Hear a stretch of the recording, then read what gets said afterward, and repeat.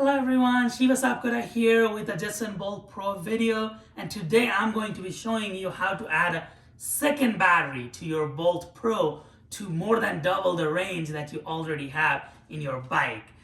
I recently did a video on how to replace a battery, and a lot of you have been asking me questions about can we find more affordable battery, can you do a battery that you can find in eBay. So I did just that. I went into eBay and I found this battery, and I'm going to be showing you what this battery does, and I'm going to be doing a thorough review of this battery. I was originally going to purchase a battery from eBay that was for around $75, but that was a Chinese battery, and it kept saying the seller was away, and it would take until like March or some time to get the battery here. So I didn't want it to wait this long because a lot of you have been asking me questions about the battery and finding a more affordable battery. I was like, let me just buy one from the US so that the battery can get here sooner, so I can test it and I can let you know how the battery functions. The only downside is this battery uses a Dean's T plug instead of using an XT60 that the bike has. But the way around it is just purchasing a Dean's T plug to XT60 connector, and at that point when we use that connector, the battery really becomes a XT60 battery. You can use this battery to replace your original battery here. The size of this battery is about the same as the original battery that is in the Jetson Bolt Pro. You might need a little bit of spacers to make it hold sturdy, but they're about the same. And this battery costs about $100 versus if you were to buy one from Jetson, it costs $150. So you will be saving yourself $50 by purchasing this battery. And a benefit of this battery is it has a 10 amp hour. It's a 36 volt 10 amp hour battery instead of the 6 amp hour that you have here. And I have some concerns about maybe burning the controller if the amp hour is higher, but I don't think we should be worried with just 4 amp hour difference. But I'll let you know. I'm going to do a thorough review of this battery. I'm going to use it for a while and let you know how this battery holds up. Another benefit, you get a charger with this battery, because if you purchase it from Jetson, they will send you just the battery, and you're not going to be able to use dual battery. You're going to have to use your old charger. But this one, with the dual battery, I'll be able to charge this battery using the charger that came with the battery, and then I'll be able to charge my bike using the original charger that came with the original battery, so that I can charge both of these batteries at the same time and have over 30 miles of range full throttle. Is this the best way to do it? I'm not sure, but it for sure is very easy. You don't need to solder. You don't have to do anything complicated. It's just adding a couple of connectors and extensions, and you have 2 batteries with double the range, as I said.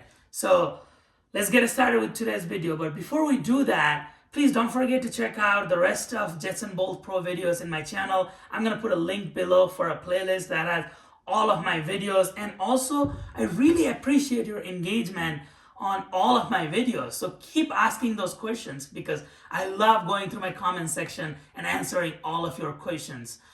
As well as, please support my videos by giving it a thumbs up, by subscribing to my channel, turn on the notification, just comment for engagement purposes what you think about the video, because as I said, I love interacting with all of my audiences. So keep doing that. Let's get started with today's video. So let's open the cover, the battery cover on this bike, and I'm gonna fast forward this process. I recommend you check out my video that I'm going to put a link up here, as well as in the description below, for a detailed, thorough how to open the cover for this bike. I'm just going to fast forward this process to save some time on this video today.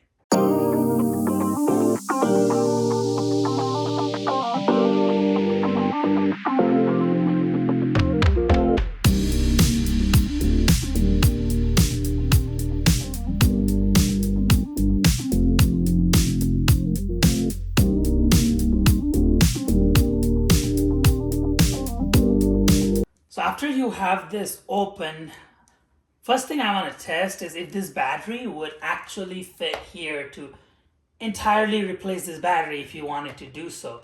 This costs about $100, this costs $150, so you'll be saving about $50, and this has a higher amp hour, so might actually be a better battery.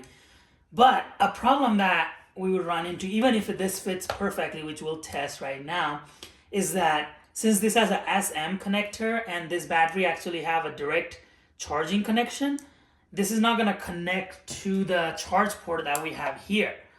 And unless you want to mess with that charge port and try to replace it, what I would do if I were doing this is I would probably flip the battery this way, install it here, and then stick this charger out a little bit from this opening so that it would be sticking out, and then you can close this to make it kind of a water resistance here. And you're going to need a connection from here all the way going to the XT60 connection. To take this battery out, we'll just remove this screws from all these tabs. So start with this one. Here is the battery. They look about the same size. So we might be able to fit this in. So let's see.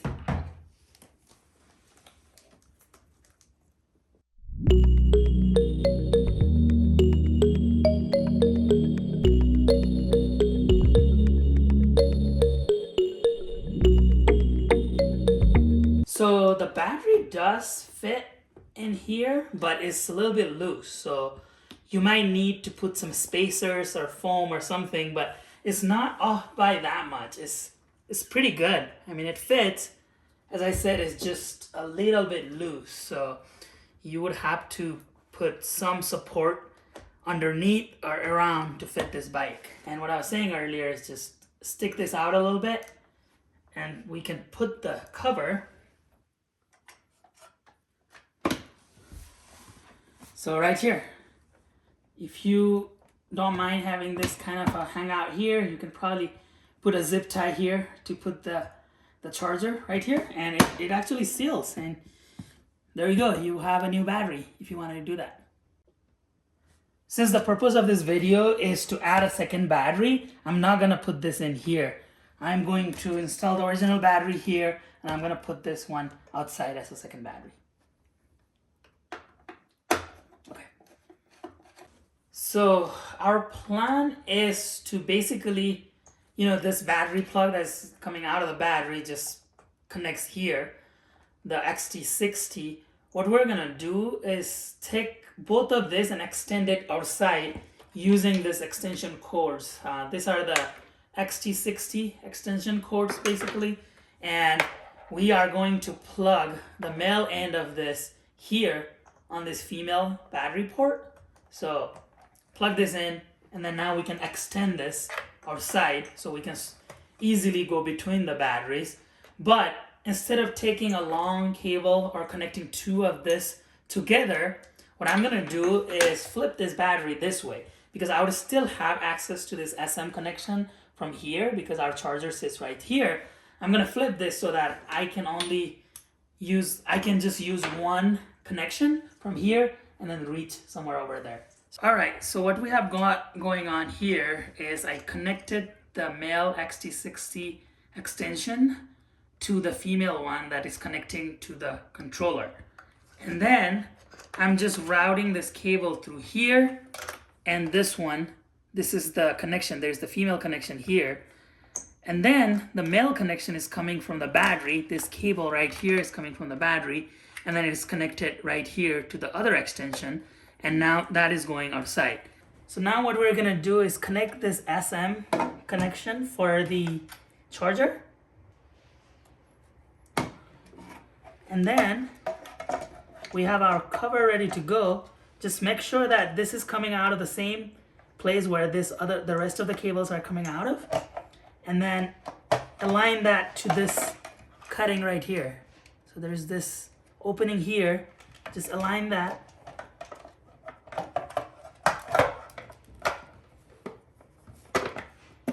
And it fits perfectly. Both of these cables are out. Now we can just start putting in the screws. This is a really temporary solution. I'm gonna find a more permanent solution, but I have this hard shell box. It's a cardboard box, but hard shell. And I'm going to house this battery for right now for testing purposes only. I made 2 holes inside this box right here where I can feed the power cable and the charging cable through. And I can just close this here. And once I use a zip tie to secure this, the battery does not move. It stays sturdy in there. And all we have to do now is connect this Dean's T-plug, the adapter that we bought. And right here, now it becomes an XT60. And we can just plug this XT60 into the female port right here that looks like this. Now we have secured the battery here in this storage. It does not move. And I'll be able to just do the testing using this temporary solution. I'm not gonna go out in the rain or anything.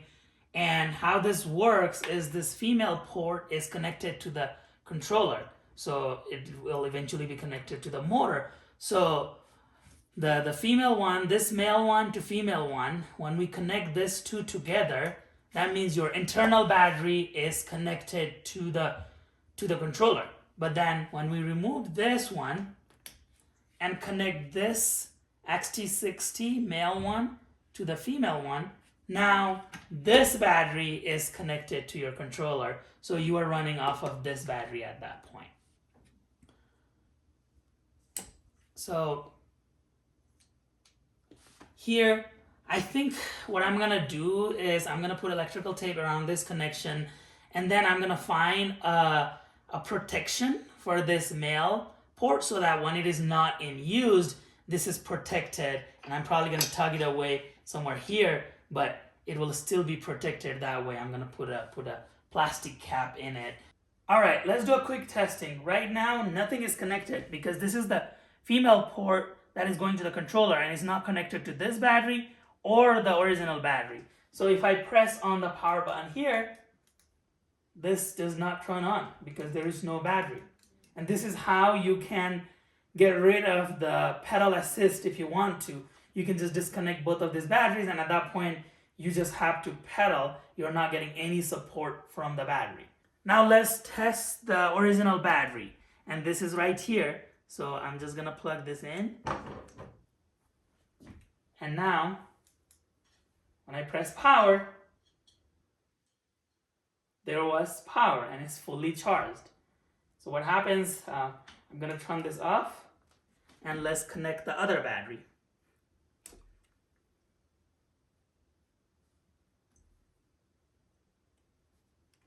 So now our second battery is connected, the additional battery is connected. So let me press power and that battery is fully charged as well. Let me try spinning the wheel with the throttle. There you go.